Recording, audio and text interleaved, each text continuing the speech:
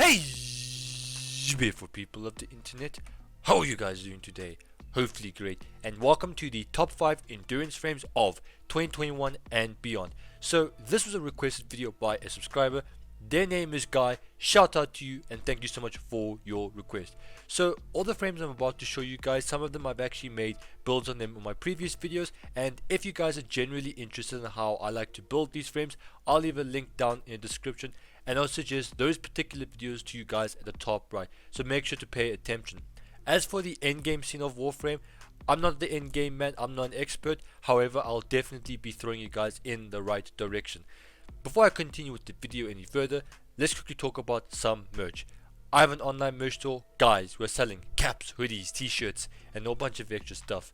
If you would like to support me or the channel any further, go and buy some merch, and don't forget to tag me on my personal Instagram account at OneManArmyYigit or at OneManArmyYigit_merch, and we'll definitely do some shouts. And remember to spot and click the subscribe button for more Warframe videos. And without further ado, let's get this list on the road, shall we?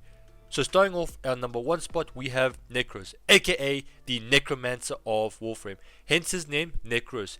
Now, what makes Nekros such a fantastic frame for endurance is the fact that his ability called Desecrate. The way a Desecrate works is you kill an enemy and Desecrate will then consume that body or that corpse, and it will then drop additional loot. A little bit of a pro tip: if you guys are going to be using Nekros for his desecration, make sure to bring a slash melee weapon. A primary or secondary can work, but I recommend melee weapons because they're a lot more powerful than any primary or secondary, as given the current state of the game. And the reason for that, it being a slash weapon to bring, is because when you kill an enemy, you'll then be able to cut them into multiple pieces. Multiple pieces of corpse will equal quadruple drop rates. Now, Necros is great for survival because when you guys are playing survival, you have to try and keep your kills per second as high as physically possible, and we all know that's a bit tough if you don't have the right Warframe. But thanks to Necros, all you have to do is make sure that you just keep killing, and Desecrate will then start taking care of your life support caches. Moving on to our number 2 spot, we have Ashe, aka the Ezio Auditore of Warframe. Now, Ashe is obviously an assassin based frame, and for a very long time he actually was my main character or my main frame, and given the current state of the game, I no longer like Ashe just because of his quote unquote rework that happened eons ago. It was a huge nerf to Bladestorm. However, that doesn't mean that Ashe is necessarily a bad frame. He's actually a really powerful frame, thanks to his passive and his special augment called Seeking Shuriken. Now, his passive basically allows you to have slash procs that last a lot longer, and also his augment will allow you to immediately start stripping enemy armor for about 5 to 10 seconds, somewhere around there. Plenty of time to take these armored units out. Now, if you obviously you guys have to go and make sure that you've got the correct amount of power strength on him. By the way, link will be down in the description, and I'll suggest that particular video to you guys at top right. So go and check a look at my Ashe Prime build. Moving on to our number 3 spot, we have Banshee, aka the Sound Freak of Warframe. Honestly, I couldn't really figure out a nickname to give her, but I feel like Banshee is still a amazing Warframe. It just requires a certain playstyle. She is a literal glass cannon, and what I mean by that is she can dish out lots of damage, but she can't receive much in return. That's the big fall off that you get for her. But all know she's got some of the best abilities in the game. I feel like Banshee is still like the most powerful frame when it comes to damage, just because you don't really need any sort of special synergies. All you have to do is make sure you've got the right augment, give her like a good amount of power strength, and that's about it. Basically just have the right build. Now, in terms of the augments, the best augment to have is Sonar, and the way this works is, let's say that you've activated your ability that reveals the enemy's weaknesses. So basically what's going to happen is you activate this ability and you'll see a whole bunch of these circles around the enemy. Those circles represent an enemy's weakness. Of course, it is determined by the color of your power strength or your energy color. Now, if you shoot these circles, what's going to happen is you'll start shooting their weaknesses. Sometimes the weakness can be on the head, and sometimes the weakness can stack up on top of one another, giving you crazy damage. Of course, the amount of damage that you deal from these weaknesses is purely determined by the amount of power strength you have. So in other words, more power strength, more damage output. Of course, having an augment will make it so much easier and so much more effective. Basically, if you guys kill an enemy that's been affected by Banshee's weakness ability, I'm not too sure what's it called.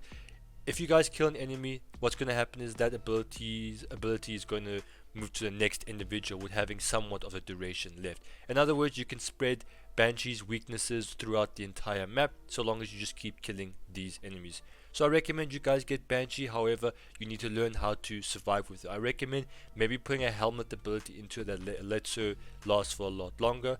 Who knows?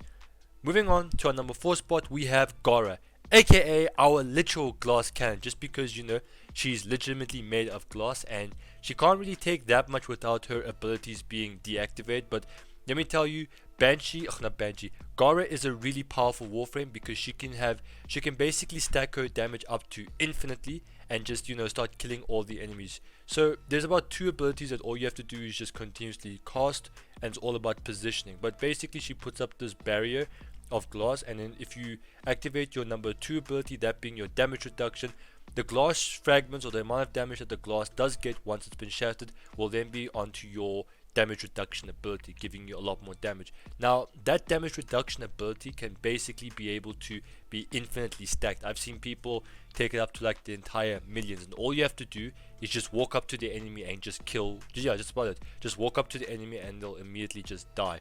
Of course, this is an infinitely stacking ability, and what you guys can do is her number 1 when you activate, her number 1 when you have an ability out, what you want to do is you want to make sure that your combo multiplier is always at max. That way you can take pure advantage of it.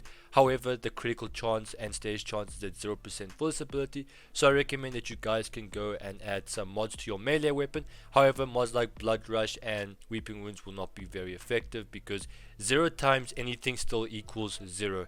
That is the default value of her number 1 ability. And finally, on our number 5 spot, we have Wisp, aka the Ghost Freak of Warframe or Charmcaster. Pick your poison. I seriously didn't know where I was going on with this expression, but you guys get the gist. No doubt about it, Wisp is definitely one of those frames out there that can deal immense amount of damage.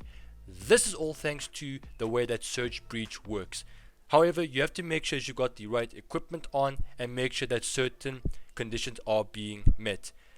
Damage aside, I also want to talk about the utilities that Wisp offers, such as you have healing that works just like Oberon's. You've also got increased movement speed, and my favorite is that you got like these little dolls or these Tesla coils that like follow you around, and if the enemies get too close, what's going to happen is there'll be like this electric shock that just hits the enemies.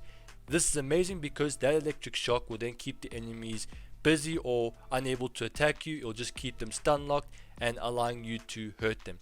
What makes it even better is that chances are you guys are rolling around with condition overload on your melee weapon, and because the enemies already have electricity on them, you'll be able to kill them a lot quicker than usual. Anyways, ladies and gentlemen, that's all for today's video. If you guys have liked the video or it's genuinely helped you, remember to leave a like and don't forget to click the subscribe button. For more Warframe videos, I'ma make like a banana and split.